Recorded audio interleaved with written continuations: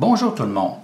Maintenant que nous connaissons comment utiliser les rapports trigonométriques ou la loi des sinus, c'est-à-dire calculer diverses mesures dans différents types de triangles selon certaines informations, il serait bon d'ajouter un nouveau vocabulaire et visualiser ce vocabulaire, comment il pourrait se traduire concrètement dans un schéma.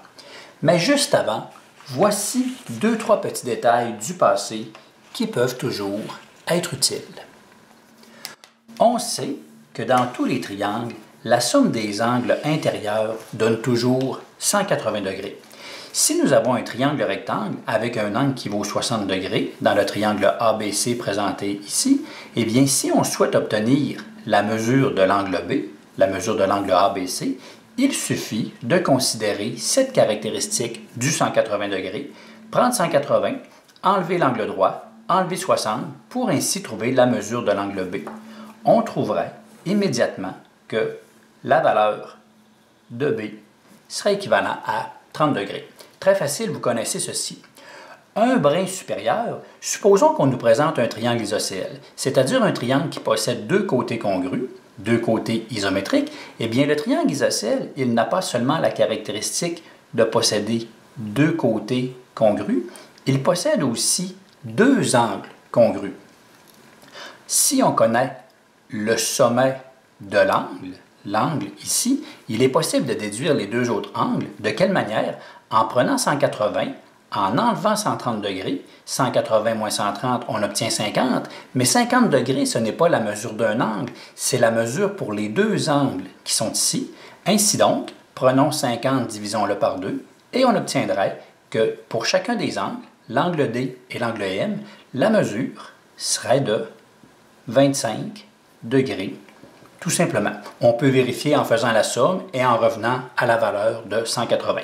Fait que voyez-vous, enlever et diviser en deux. Pourquoi? Parce qu'il est isométrique. C'est un triangle isocèle. Les deux angles sont congrus.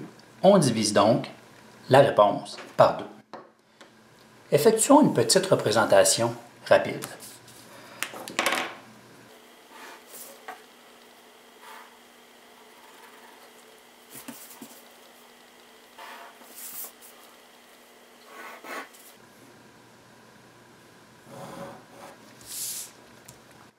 Voyez-vous, je viens de tracer un angle de 90 degrés, un angle droit, à laquelle une ligne est issue de ce sommet. Rien n'indique que la ligne est en plein centre, et moi, je vous dis tout bonnement que je sais que l'angle ici vaut 40 degrés. Eh bien, si on souhaite trouver l'angle manquant, il serait terriblement simple de prendre 90 degrés, enlever 40 pour obtenir la valeur de 50. 90 moins 40 pour obtenir juste ce qui est ici. En réalité, les deux angles ici sont ce qu'on appelle des angles complémentaires, c'est-à-dire que leur somme correspond à 90 degrés. On pourrait même ajouter un autre mot, ce serait des angles qui sont adjacents complémentaires. Adjacents signifiant que ce sont des angles qui se touchent, qui ont un sommet commun. Je regarde ici, j'ai un angle que je vous dis comme étant 20 degrés. Eh bien, si je souhaite trouver la valeur de cet angle-ci, eh bien, on voit qu'il y a une ligne plate et on sait qu'une ligne, en soi, totalise non pas 90 degrés, mais qu'une ligne plate, horizontale, totalise 180 degrés. Il suffirait de prendre 180, de soustraire 20 pour obtenir l'équivalent de 160 degrés. Ça fait qu'on utiliserait le principe que ces deux angles-ci forment des angles supplémentaires. Supplémentaires, qui veut dire qu'ensemble, ils correspondent à 180 degrés. De la même manière que les angles ont un côté commun, qu'ils se touchent, on pourrait dire que ce sont des angles adjacents supplémentaires. Il pourrait y avoir aussi un synonyme. Lorsque j'ai débuté tout à l'heure, je parlais d'une droite qui formait quelque chose de plat. Eh bien, c'est un angle plat. Ici, on pourrait dire que c'est un angle droit qui forment 90 degrés.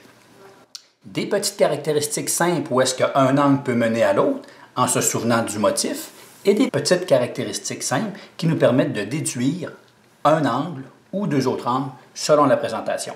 Gardez ceci en mémoire. Retournons au sujet principal de la capsule, c'est-à-dire précision dans le vocabulaire avec ce que l'on sait. Voici une représentation de deux personnes, une personne qui se trouve au haut d'une falaise et une autre personne qui se trouve en bas de la falaise. Il pourrait arriver que la personne en haut regarde la personne au bas et que la personne d'en bas regarde la personne qui est en haut. On verrait apparaître deux angles qui sont juste ici. Mais lorsque la personne regarde vers le bas, si on considère la ligne de visée par rapport à l'horizon, l'horizon, c'est qu'est-ce qu'on voit lorsqu'on regarde bien devant nous, eh bien, l'angle formé ici, puisque la tête baisse vers le bas, on appellera cet angle-ci un angle de dépression. Il existera donc un angle de dépression qui partira de l'horizon en se dirigeant vers le bas. De la même manière que l'observateur au sol regardera vers le haut, il existera un angle qui, à partir de l'horizon, s'il regarde droit devant lui, lorsqu'il s'élèvera, eh bien, on parlera exactement d'angle d'élévation. Donc, en termes de vocabulaire, il pourra exister deux types d'angles. Un angle de dépression qui est formé par l'horizon et le regard vers le bas.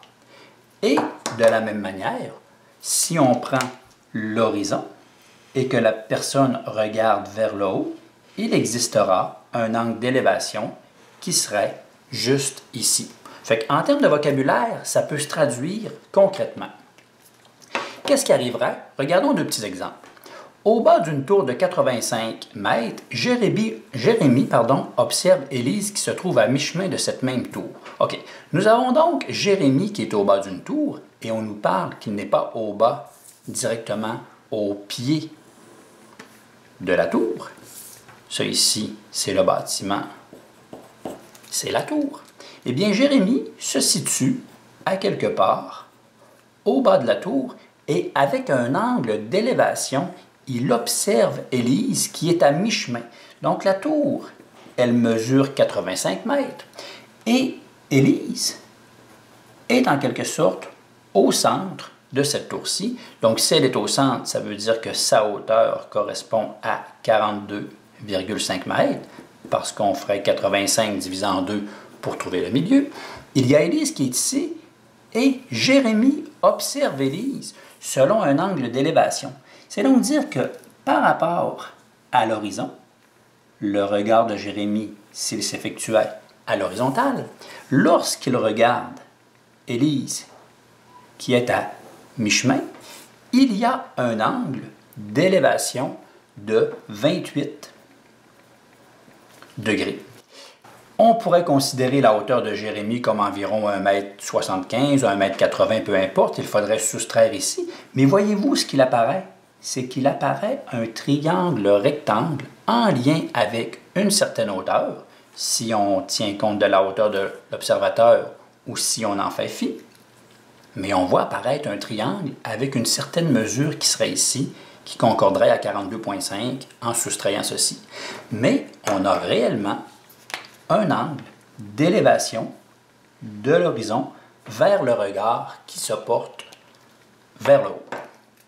Du haut d'un petit avion, deuxième exemple, du haut d'un petit avion qui vole à 1500 pieds d'altitude, ceci représente la hauteur, Annabelle observe au loin un voilier qui vole allègrement vers le large. Nous avons donc, ici, faites attention à mes talents de dessinateur, un petit avion avec l'hélice qui est juste devant. Nous avons Annabelle qui est dans un petit avion. À quelle hauteur? À 1500 pieds d'altitude. Tout ceci par rapport au sol, 1500 pieds. Donc, Annabelle observe au loin un voilier. Il y a juste ici un petit voilier qui vogue allègrement vers le large.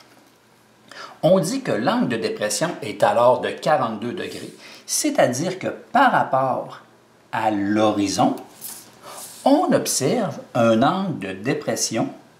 Annabelle est dans l'avion et on observe un angle de dépression qui va vers le bas de l'ordre de 42 degrés. Et ainsi, on est capable de figurer que si la hauteur ici, c'est 1500 pieds, eh bien, toujours par rapport à l'horizon, cette hauteur serait encore de 1500 pieds. Voyez-vous apparaître le triangle rectangle? Et dans un triangle rectangle, qu'est-ce qu'il est simple d'appliquer? Tout ce qui s'appelle sinus, cosinus, tangente, opposé, adjacent, hypoténuse, en fonction d'où est-ce qu'on se situe. On pourrait trouver la distance qui sépare l'avion du voilier, tout comme on pourrait trouver la distance de manière horizontale de l'avion. À noter que la distance oblique n'est pas la même que la distance horizontale. Si on souhaitait aussi travailler dans le triangle en bas, on pourrait figurer 90 degrés. Puisqu'il y a 42 juste ici, eh bien, on pourrait faire, ici, il y a un angle droit, on pourrait faire 90 moins 42 pour obtenir la valeur ici, qui serait 48 degrés. On se rend compte avec les angles de dépression et les angles d'élévation que les valeurs sont équivalentes une par rapport à l'autre parce qu'elles forment des angles alternes internes. De cette manière, le fameux 42 degrés qui est ici pourrait se trouver exactement en termes d'angle d'élévation comme étant un 42 degrés là. Mais on parlait vraiment d'un angle de dépression, mais les parallèles forment un angle alterne interne, ce qui fait que ce 42 peut se déplacer juste ici. Et toujours selon la caractéristique qu'il y a 180 degrés dans un triangle, on pourrait faire 90, 42. Quel est le reste qui nous mène à 180? Ce serait exactement le même 48. Ce qui compte, c'est que tout ce qu'on dit, tout ce qu'on affirme, que nos connaissances concordent. Ce que je disais ici, les angles d'élévation et de dépression forment des angles alternes internes. Par définition même, ces angles sont, bien si celui vaut 42, si celui vaut 42, ces angles sont congrus ou isométriques. D'accord? Voyez-vous, le vocabulaire, il peut se traduire de manière visuelle et par la suite, on peut cheminer avec ceci. Il y a donc l'angle de dépression qui est formé juste ici. Je veux appliquer exactement la même couleur. Fait qu'on nous parle d'un angle de dépression qui concorde et on nous parle de l'angle d'élévation qui concorde avec la couleur. Vous vous souvenez de l'angle obtus en lien avec la loi des sinus lorsqu'on avait parlé qu'il y avait des angles obtus, que l'un était supplémentaire à l'autre et qu'il y avait une caractéristique que sinus de A était sinus de 180 moins cette fameuse mesure d'angle?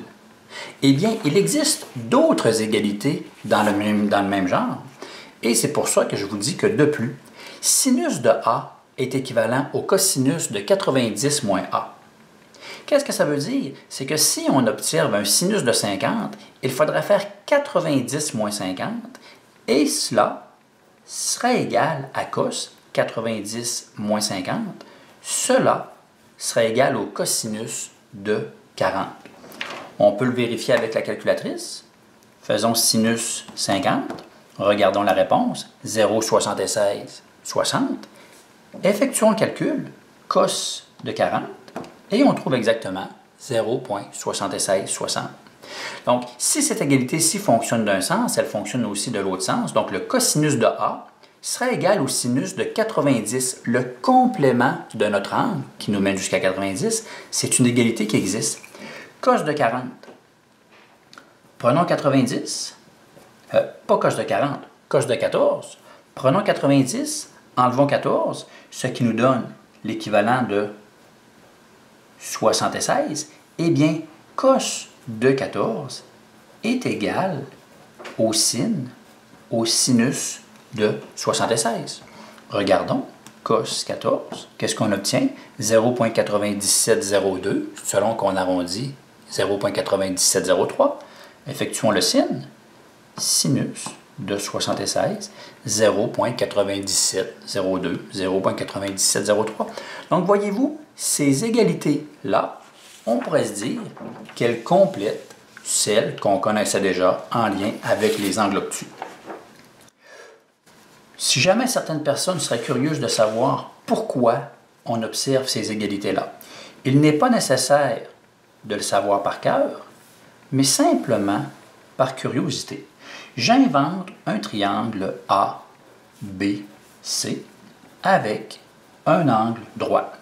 Je suppose que ceci vaut 5, que ceci vaut 10, et j'ai un angle ici qui est 30. Selon les valeurs, vous allez voir, lorsqu'on a un angle de 30 degrés, opposé à cet angle de 30 degrés-là, la mesure vaut toujours la moitié de l'hypoténuse, c'est une des caractéristiques, mais peu importe, les chiffres sont valables.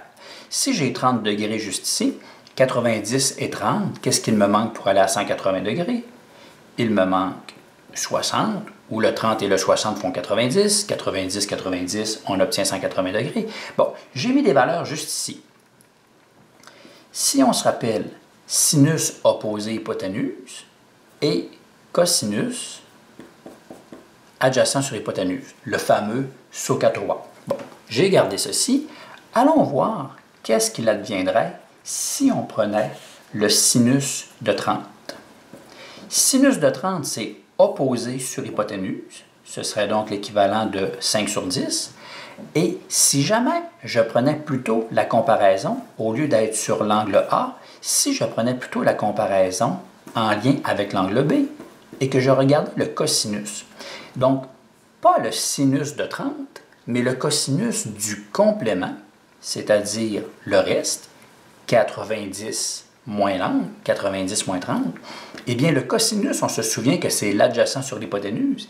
Eh bien, l'adjacent, c'est maintenant 5, et l'hypoténuse, il est invariable, ça demeure 10. Mais voyez-vous que le sinus de 30, opposé sur adjacent, correspond à cosinus de 60, un autre angle, une autre référence, mais toujours adjacent sur hypoténuse. Fait que voyez-vous que les valeurs sont les mêmes. À la calculatrice, sinus de 30, qu'en est-il? Exactement 0,5, parce qu'on sait que 5 sur 10, c'est une demi qui correspond à 0,5. Si je fais cos de 60, on obtient exactement la même valeur, une demi, 0,5, et bien 5 sur 10, encore une fois, c'est une demi, c'est 0,5. C'était juste une manière que vous puissiez visualiser que tout concorde avec ce qu'on sait, mais que c'est une autre égalité qui existe au niveau des mathématiques. Toujours possible de la vérifier avec la calculatrice. Alors, souvenons-nous que sinus de A était aussi égal au sinus de 180 moins A, c'est-à-dire que lorsqu'on trouvait la mesure d'un angle avec un certain sinus, si jamais on trouvait que ceci valait 30 degrés, on savait que 30 degrés ne pouvait pas être conforme puisque c'était un angle obtus. On faisait donc 180 moins 30, ce qui nous amenait à la bonne mesure qui était le sinus de 30 était équivalent à sinus de 180 moins 30, sinus de 150. Fait que, petite égalité qu'il faut garder en tête. Maintenant, allez pratiquer ceci, allez pratiquer les aspects visuels qui concordent, et tout ça en lien avec les rapports trigonométriques, et éventuellement, on pourrait arriver avec d'autres particularités, c'est-à-dire des triangles quelconques. De quelle manière? Via des angles adjacents, qui seraient des angles adjacents supplémentaires, ou est-ce qu'on pourrait former un petit triangle avec des angles en connaissant un et en déduisant l'autre. Fait que, let's go, bonne pratique, allez-y! Vous verrez un exemple complet qui permettra d'avoir une vision globale sur la façon d'aborder un problème plus complexe ainsi que de présenter l'ensemble des calculs de manière structurée. Bonne écoute! Voici un dernier exemple qui combinera l'ensemble des connaissances que nous avons jusqu'à présent, c'est-à-dire les rapports trigonométriques et la loi des sinus. Élèves, enfin, voici un problème qui semble fait pour moi. Voici la composition du problème que je vous demande pour l'instant. Il s'agit d'un agencement de plusieurs triangles. Prof, de rien, je savais que je vous ferais plaisir. N'ayez crainte, c'est tout fait pour vous de ma part. Détermine la mesure de l'angle JTM. Nous avons l'ensemble des triangles 1, 2, 3, 4, peu importe qui sont ici. On nous demande de déterminer la mesure de l'angle JTM. JTM. On veut connaître la mesure de l'angle qui se trouve juste ici. Point d'interrogation. À la base, dans un problème de la sorte, il est interdit, excusez le terme, de capoter. Et ou dire que vous n'êtes pas capable. C'est carrément interdit. Pire, c'est même une obligation de réussir. Parce que vous pouvez voir ceci et dire « Ah, je comprends pas, c'est trop dur, il y en a trop, je sais pas quoi faire. » Je capote, interdit. Dans l'histoire, c'est tout simplement pas de panique. Dites-vous que ce sont les plus faciles. Bon, c'est pas vraiment les plus faciles, mais c'est presque vrai. Parce qu'en réalité, dans un problème de la sorte, c'est pas qu'il y a plusieurs affaires, c'est qu'il faut plutôt voir qu'il y a un petit triangle qui nous permettra de trouver des mesures selon les informations qu'on a. On va cacher des parties en se disant tout ce que j'ai, c'est un petit triangle et selon les informations, je vais trouver ce que je suis capable. À partir des informations que j'ai, je vais tout simplement, voyez-vous, tranquillement, d'un triangle à l'autre, nous allons cacher des portions jusqu'à temps qu'on puisse vraiment arriver à la mesure de l'angle JTM. Fait que, très beau problème que nous aborderons et dites-vous que vous devez absolument réussir ceci. Mettons-nous à l'œuvre. Comme je le disais, c'est une obligation de réussir. Comment aborder un problème de la sorte? Eh bien, comme je le montrais tout à l'heure, nous allons cacher des portions.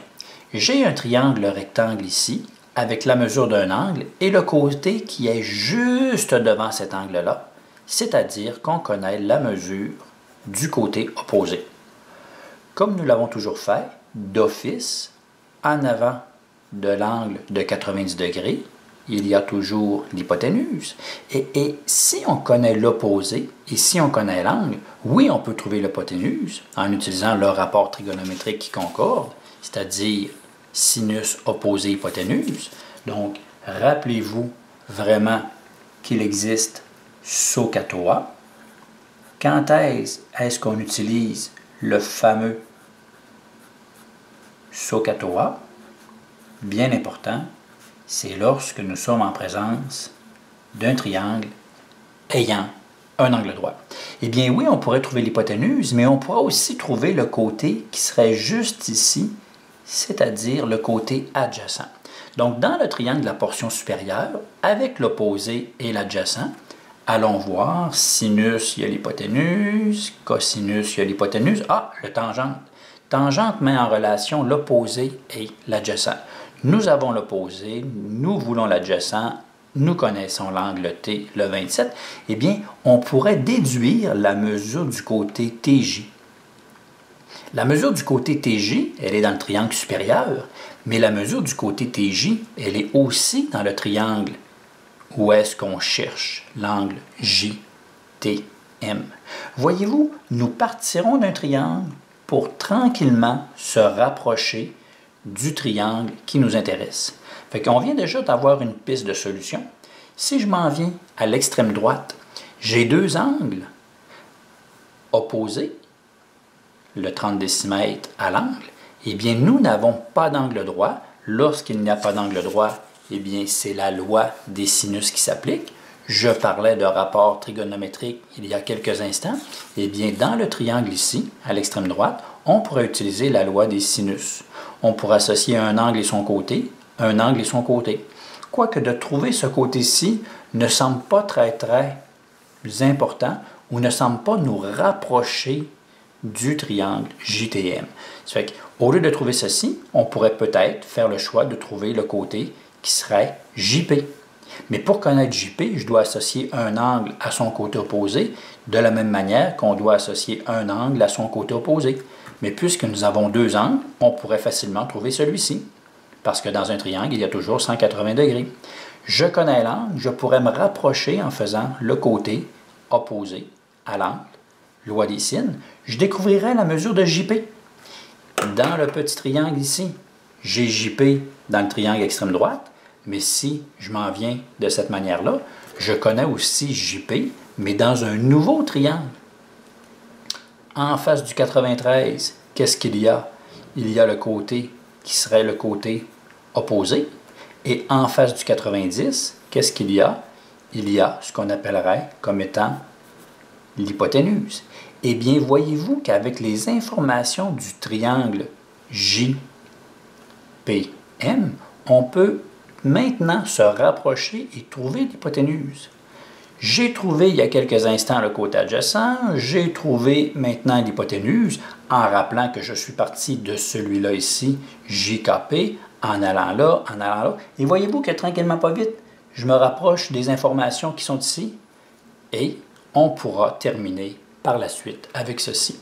Ça fait que j'ai voulu vous faire un genre de survol de ce problème-là, mais il nous restera à structurer l'ensemble de tout ce qui est là et de voir que la complexité qui était présente n'est peut-être pas si grande que cela.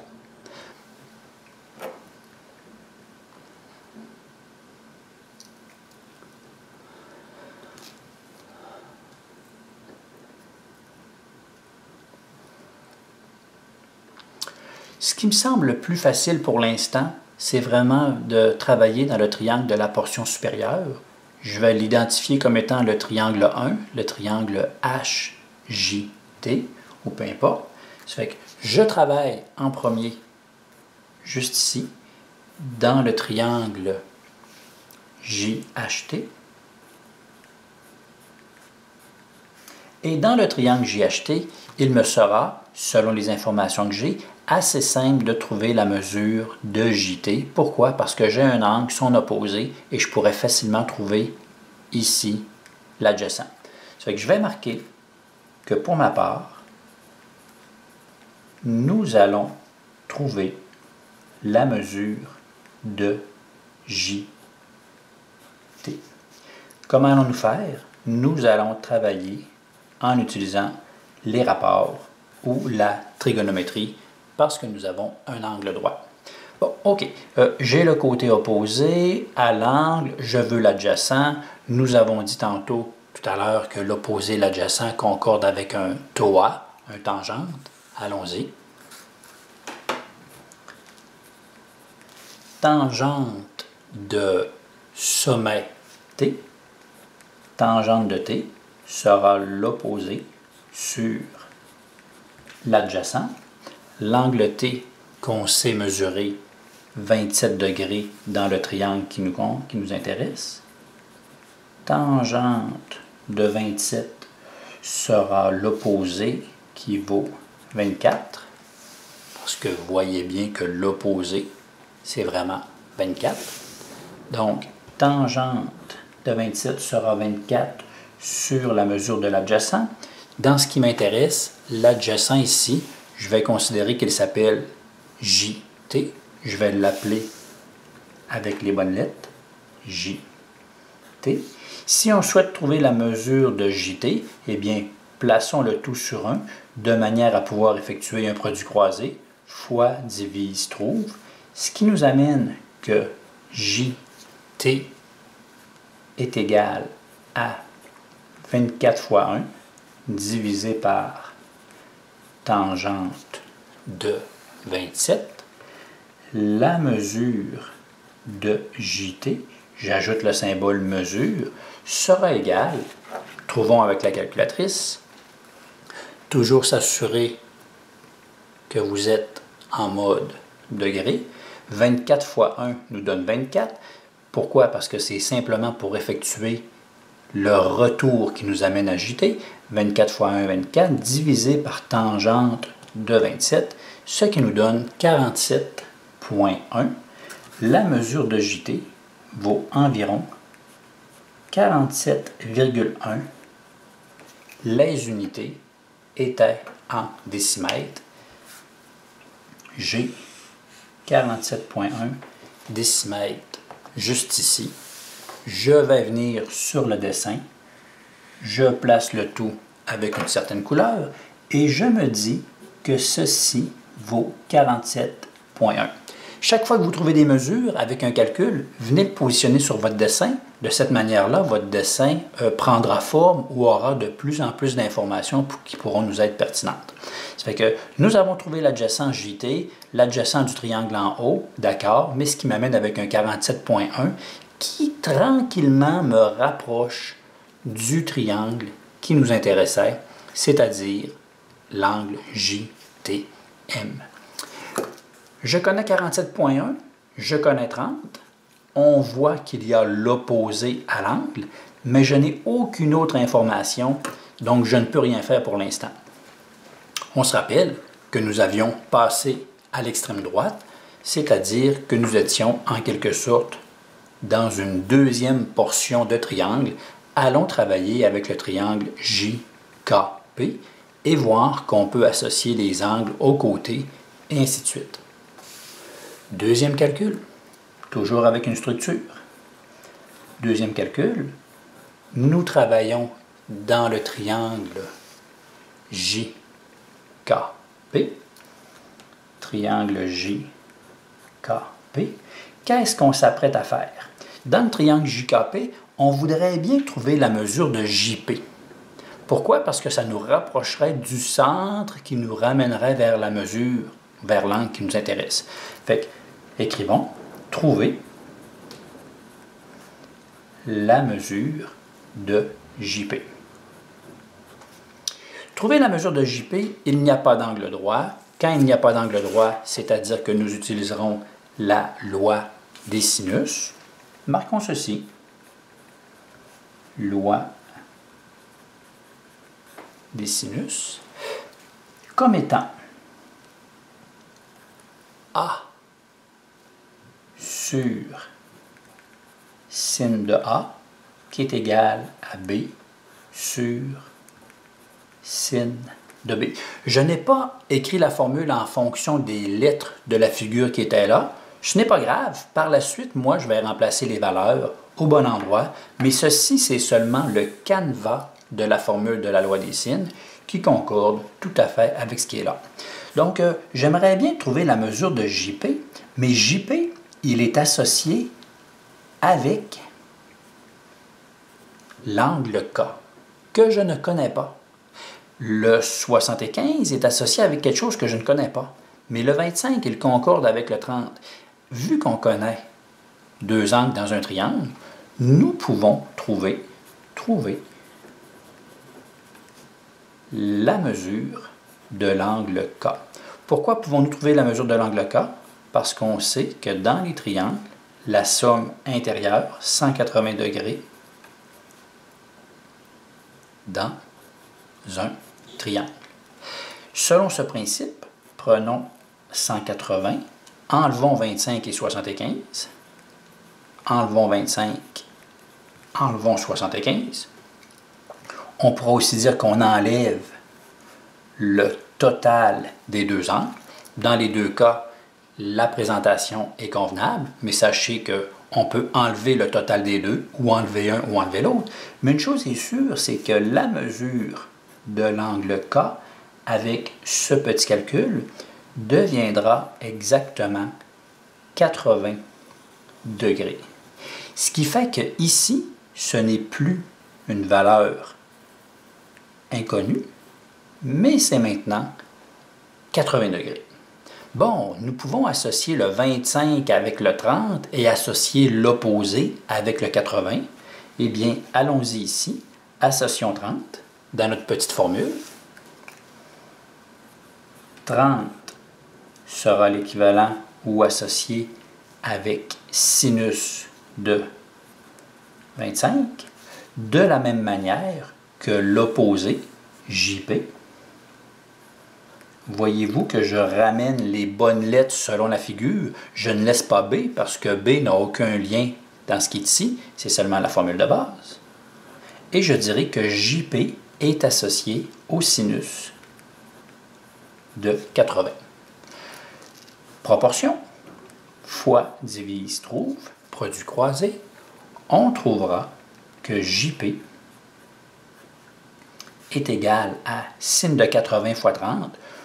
Il serait plus logique de présenter 30 fois sinus de 80 divisé par simplement dans l'écriture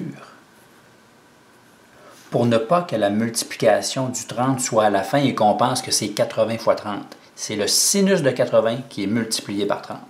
Juste une manière de présenter votre calcul, tout simplement.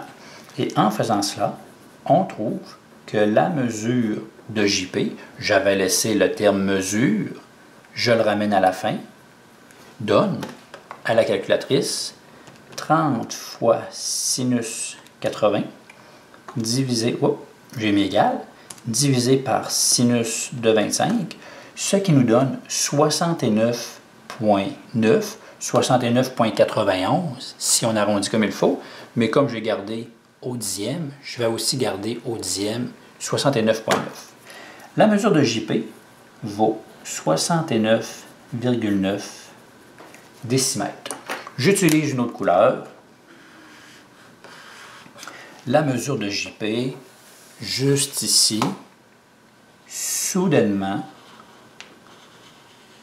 elle n'est plus une valeur inconnue, mais c'est plutôt 69,9 décimètres qui est juste ici. Au même titre qu'ici, c'était 47,1. Voyez-vous à quel point on se rapproche de notre objectif de trouver l'angle? Eh bien, c'est de cette manière-là qu'il faut procéder.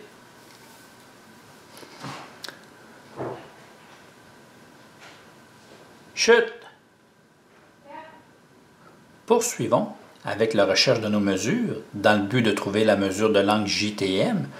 Nous venons de trouver la mesure de JP à l'aide de la loi des sinus dans le triangle à l'extrême droite.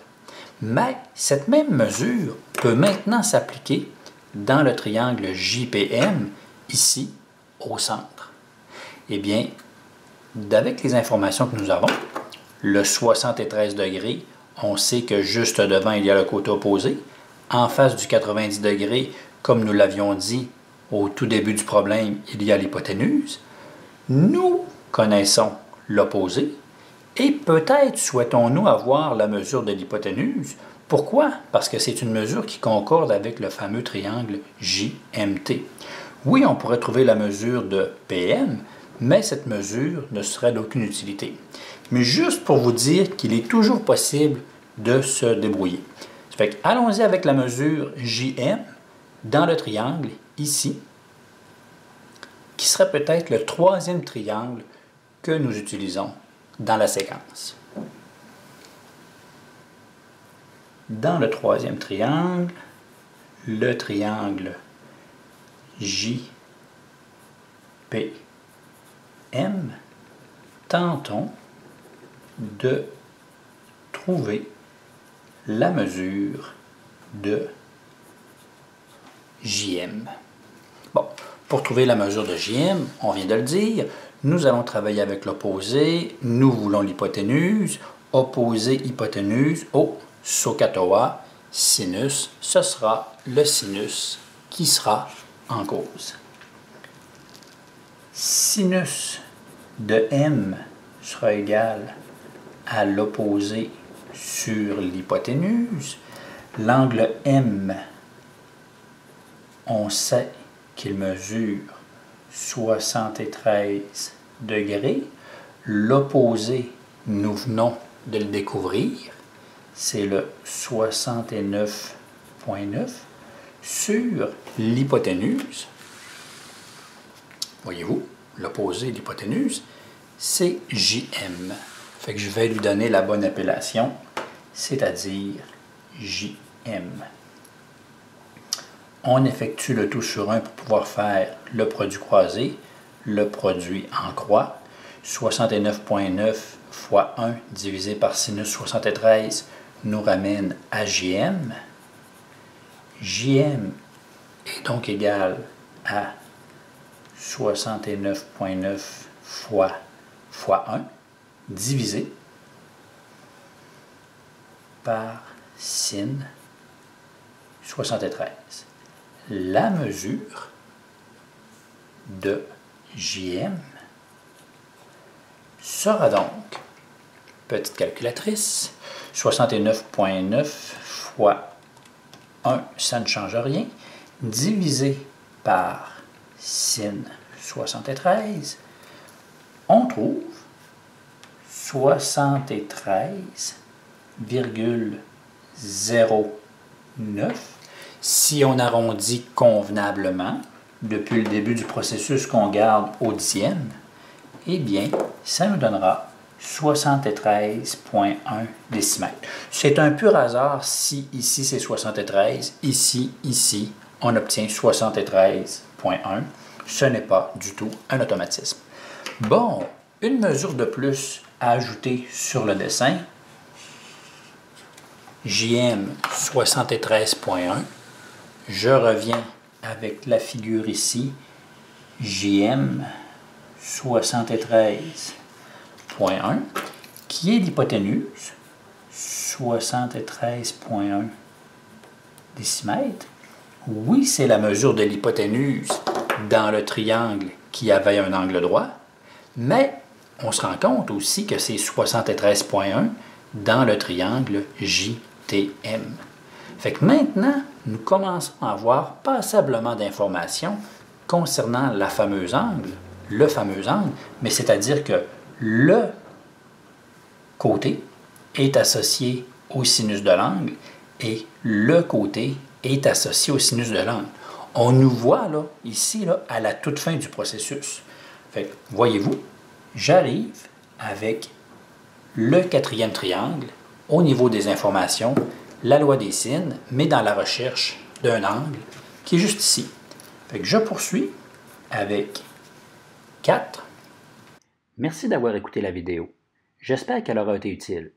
Afin de m'aider à connaître mon auditoire, indique ta provenance, ville, province, pays, comme tu veux. Merci de votre commentaire et poursuivons l'écoute. Dans le triangle JTM, et qu'est-ce que je m'apprête à faire? Je m'apprête à trouver la mesure de l'angle T ou la mesure de l'angle JTM. Parce qu'avec la loi des sinus, ici, nous avons toutes les informations que l'on peut espérer. Bon, j'écris la formule de base. A sur sin de A est égal à B sur sin de B. Je viens chercher les informations qui concordent, c'est-à-dire le 47,1 avec le sinus de 30 et le 73 avec le sinus de ce qui m'intéresse. Allons-y. 47,1 sur sinus de 30 qui est égal à 73,1 sur sinus de l'angle T, que je ne connais pas, proportion produit croisé, fois divise trouve, qui me ramène à sinus de T, qui est égal à 73,1 fois sinus de 30. Je dis la totalité de ce que je fais, et surtout, il est important d'écrire la totalité de ce que vous faites. À l'aide de la calculatrice, on trouvera, allons-y, 73,1 fois sinus de 30 égale divisé par 47,1, 0,7760, ce qu'on obtient juste ici, 0,7760. On pourrait mettre peut-être le symbole d'approximation puisque nous avons arrondi. Toujours important, vous vous souvenez, hein? On garde 4 chiffres après la virgule lorsqu'on est dans la recherche d'un angle. parce que les variations, même très très minimes, ont des incidences au niveau des angles. On veut trouver l'angle T. Le sinus, on le change de côté, c'est-à-dire qu'il devient l'opération inverse, comme étant arc sin, sin moins 1 de 0,7760. Et ainsi, on trouvera que T vaut approximativement, deuxième fonction sinus, sinus moins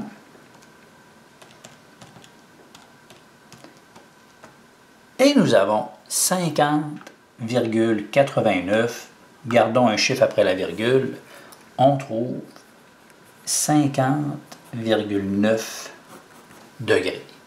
Et nous sommes vraiment fiers de nous parce que nous venons de découvrir la mesure de l'angle.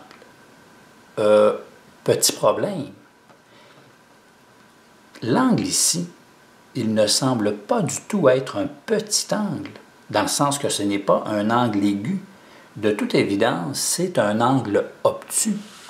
La mesure que nous venons de trouver, 50,9, elle ne fait donc aucun sens par rapport à l'aspect visuel. Nous avons un angle obtus. Oui, oui, oui, attention, attention, mais, 3 petits points, nous avons un angle obtus. Et c'est ce que j'appelle amicalement la passe, rappelez-vous, de l'obtus. C'est juste une manière de vous faire prendre conscience qu'il faut effectuer quelque chose un peu de manière imagée, la passe de l'obtus. Et pour trouver la passe de l'obtus, on doit donc effectuer le supplément du fameux 180, c'est-à-dire qu'est-ce qu'il manque ou quelle est la portion restante, 50,9, 180 moins 50,9, qu'on trouvera 180 moins 50,9 et on arrive avec 129,1 degrés. Lorsque je disais qu'il fallait être vigilant, eh bien c'est exactement le genre de détail. Nous venons maintenant d'avoir la mesure de l'angle ici qui fait du sens par rapport à ce que nous avons et on pourra dire que la mesure de l'angle JTM, elle est approximativement de 129 et 1/10 de degré, qu'avec un très très grand plaisir, j'encadre comme étant du jaune, parce qu'initialement, c'était la question en jaune. Pas de panique. Quelle est la fameuse mesure ici? 129,1 degrés. C'est presque incroyable tout ce qui a été mis en œuvre pour trouver la réponse. Regardez tout ce qui a été fait. Regardez ce à quoi vous devez penser. Angle droit, rapport trigonométrique, triangle quelconque, loi des sinus, recherche de côté, recherche d'un côté, avec un côté, on bascule sur un angle, le principe qu'il y a 180 degrés dans un triangle, voici tout ce que vous avez fait. Lorsque je disais que c'était presque facile, eh bien, c'est vrai qu'il y a beaucoup de choses. Une à une, les choses sont toutes simples, mais la totalité montre vraiment une réflexion, une manière assez globale de répondre à tout ce qui est là. Eh bien, voici, on pourrait se dire que c'est simple et facile, si on voulait être un petit peu arrogant avec le problème, mais surtout aussi de se dire, faisons attention aux divers pièges qui se présentent, qui s'offrent à nous. Et voilà ce qu'on s'attend de vous. Bravo, vraiment de la belle ouvrage. Je vous félicite. Il vous reste maintenant à vous pratiquer avec des problèmes de cette nature qui comportent plusieurs triangles qu'on vous propose, ou encore avec des problèmes de la sorte, où est-ce que vous devez penser vous-même constituer les bonnes mesures en fonction de ce qui nous intéresse, en fonction de ce qu'on souhaite trouver. Fait que félicitations, à la prochaine!